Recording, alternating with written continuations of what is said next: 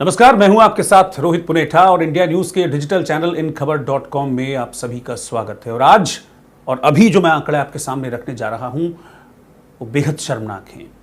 शर्मनाक क्यों हैं? क्योंकि वो महिलाओं से छेड़छाड़ के आंकड़े हैं। और कहां के हैं? दिल्ली मेट्रो के, जिसको दिल्ली की लाइफलाइन कहा जाता है, जिसमें हजारों लाखों लोग रोजाना सफर करते हैं। लेकिन अभी CISF, जिसके हाथ दिल्ली मेट्रो की सुरक्षा की जिम्मेदारी है, CISF ने आंकड़े जारी किए और आंकड़े चौंकाते भी हैं और डराते भी हैं। क्योंकि दिल्ली सरकार, केंद्र सरकार लगातार इस बात का दंभ भरते हैं कि दिल्ली में महिलाएं पूरी तरह से सुरक्षित हैं। लेकिन महिलाओं की सुरक्षा को लेकर जो दावे किए जाते हैं, उन दावों के उलट हकीकत क्या है, ये जब आंकड़े मैं आपके सामने रखूंगा तो आप हैरान रह जाएंगे। CISF जो खुद मेट्रो की सुरक्षा के लिए उत्तरदायी है, CISF की रिपोर्ट ये कहती है कि 2016 के मुकाबले 2019 में महिलाओं के साथ मेट्रो में छेड़छाड़, बदसलूकी के मामले बढ़े हैं। और 2-4% नहीं, 43% मामले बढ़े हैं। यानी कि 2016 में जो आंकड़ा आया था उसके मुताबिक अब 2019 में 43% इंक्रीज हो गए हैं ईव टीजिंग के मामले। और अभी तो 2019 पूरा खत्म भी नहीं हुआ है। यह आंकड़ा सिर्फ जनवरी से जून यानी कि शुरुआती 6 महीनों का है। CISF की रिपोर्ट कहती है कि महिलाओं के साथ छेड़छाड़ सबसे ज़्यादा उस वक्त होती है जब महिलाएं मेट्रो में एंटर कर रही होती हैं या फिर मेट्रो से एग्जिट कर रही होती हैं। यानी कि मेट्रो की जब अंदर वो सवार हो रही होती हैं, जब मेट्रो से अपने डेस्टिनेशन आने के बाद बाहर निकल रही होती हैं, उस वक्त उनके साथ सबसे ज़्यादा छेड़छाड़ की जाती है। अगर मैं आंकड़े बताऊं तो 2019 में अब तक जनवरी से जून तक तकरीबन 110 मामले महिलाओं से छेड़छाड़ के सामने आ चुके हैं मेट्रो में। 2018 में ये 86 थी इसकी संख्या। 2017 में 87 मामले सामने आए थे। 2016 में 77 मामले सामने आए थे।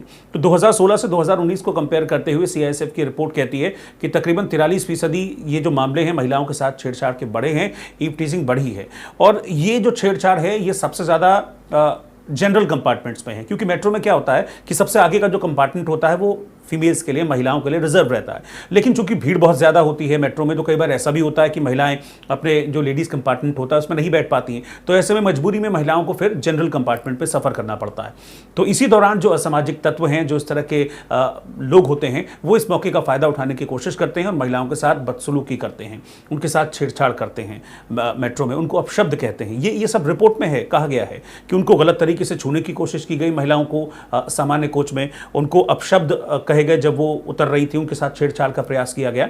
और खास बात यह है कि ये तो वो मामले हैं जो कि रजिस्टर हुए हैं, यानी जिन महिलाओं के साथ बदसलूकी हुई वो स्टेशन पर उतरी और CISF की जो पुलिस चौकी, वहां पर जो चौकी होती है, उस पर जाकर रिपोर्ट की। आप सोचिए कि कितनी ऐसी महिलाएं होती होंगी जो कि लोक लाज के डर से कि कौन अपना नाम उछाले, इसलिए इस डर से कई महिलाएं शायद रिपोर्ट भी नहीं करती होंगी। तो जो रिपोर्ट आ रही है सामने वो 110 अभी आंकड़ा बता रही है, जो बेहद चौंकाने वाला भी है, शर्मनाक भी है। शर्मनाक इसलिए क्योंकि दिल्ली देश की राजधानी है।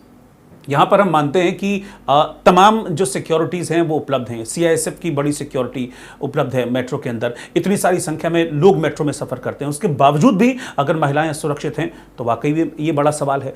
जो आंकड़े जारी किए गए हैं उसमें ये बताया गया है कि अभी हालांकि जो CISF है उसकी ओर से एक ये भी दलील दी गई है कि देखिए साल दर साल यात्रा करने वालों की संख्या में इजाफा हो रहा है, तो इसीलिए इस तरह की जो ईव टीजिंग की घटनाएं हैं वो बढ़ रही हैं। साल 2018 में तकरीबन 22 लाख लोग रोजाना मेट्रो से सफ़र किया करते थे। अब ये कहा जा रहा है कि 27 लाख लोग मेट्रो से सफ़र कर रहे हैं, इसलिए इस तरह की जो घटनाएं हैं वो सामने आ रही हैं। मान लिया ये सब चीज़ें हैं, ठीक है कि यात्री बढ़ रहे हैं, जब सुविधाएं हैं तो जाहिर सी बात है यात्री बढ़ेंगे। इस दौरान मेट्रो भी बढ़ी हैं तो जाहिर सी बात है यात्री बढ़ेंगी। लेकिन क्या इस तर्क को ये ठीक माना जाए कि यात्री बढ़ रहे हैं तो महिलाओं के साथ छेड़छाड़ की घटनाएं बढ़ रही हैं? क्या इसके लिए प्रयास नहीं किए जाने चाहिए कि महिलाएं जो अपने घर से निकलती हैं काम के लिए, ऑफिस जाने के लिए या फिर कॉलेजेस जाने के लिए, उनको एक सुरक्षित माहौल मिले? क्या ये हमारी सरकार की जिम्मेदारी नहीं है? मैं सिर्फ एक बात नहीं कर रहा हूं, मैं सिर्फ दिल्ली सरकार की बात नहीं कर रहा हूं, मैं सिर्फ CISF की बात नहीं कर रहा हूं, मैं बात कर रहा हूं केंद्र सरकार की भी। क्योंकि सब कहते हैं महिलाओं को बेटी बचाओ बेटी पढ़ाओ की बात करते हैं, तो बेटी को बचाएं ना।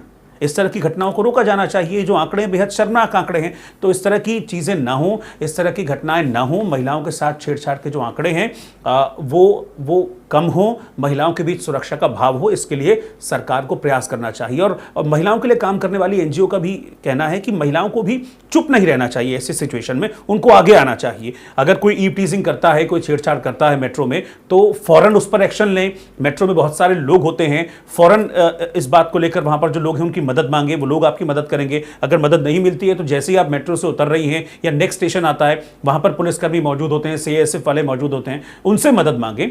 और इस तरह के केसों को रजिस्टर कराने में पीछे ना हटें, क्योंकि जब मामला सामने आएगा तभी उसको हल मिल पाएगा।